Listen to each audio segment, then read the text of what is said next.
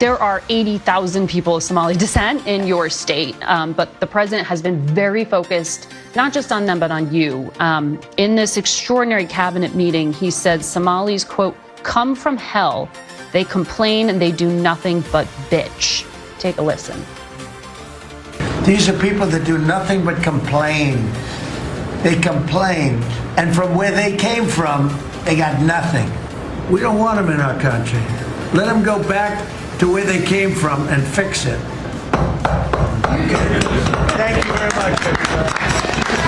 That knocking is vehement agreement from his cabinet members there. I just wonder what the reaction is in your district to have that from the highest office in the land. It's disgusting. It's completely disgusting. These are Americans that he is calling garbage. And we feel like there is an unhealthy obsession that he has on the Somali community and an unhealthy and creepy obsession that he has with me. I think it is also really important for us to remember that this kind of hateful rhetoric and this level of dehumanizing can lead to dangerous actions by people who listen to the president. Donald Trump exposed what he really wants, what he really thinks, that Somalis are garbage. And that he does not want us here.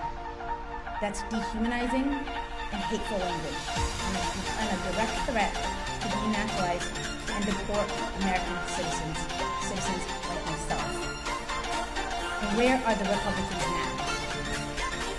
This morning, I emailed Republican leaders in the legislature and asked that they join us here, and that they speak out publicly or contact me directly, and condemn what Donald Trump said about their fellow Minnesotans, their fellow citizens. So far, no response. My offer still stands. The actions taking place against Somalis in Minnesota include ICE, Border Patrol, the DEA, the DOJ, the Treasury Department, Homeland Security, the ATF, and the FBI. They are throwing the full weight of the federal government against a tiny population of people, maybe 80,000 in Minnesota and a couple 100,000 across the nation. We are a fraction of a percent. Why us? Is it because we're tiny and most Americans don't know a Somali person? And he thinks he can get away with it?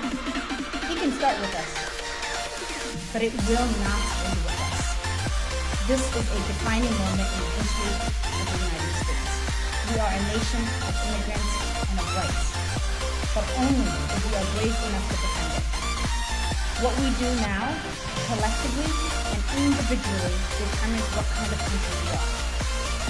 I'm asking every Minnesotan and every American to stand with us now and prove to the world, as we have many times before, that as a nation we are stronger than any authoritarian.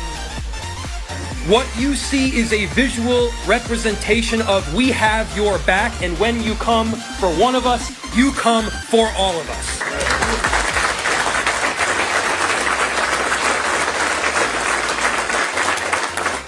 We reject the hateful rhetoric of Donald Trump, but I don't want to focus on him. I want to focus on who we are as a people in Minneapolis. We are a people of 1,000 different backgrounds. We are a people where our Somali Americans have come to Minneapolis, in many cases, decades ago. And I said Somali Americans very intentionally. They are Americans. Yes. Right. They are one of us. They are part of our family. They are part of the fabric that makes Minneapolis a better place. They are doctors and lawyers. They are bankers and real estate agents. They are the people that have helped our city rise in every respect.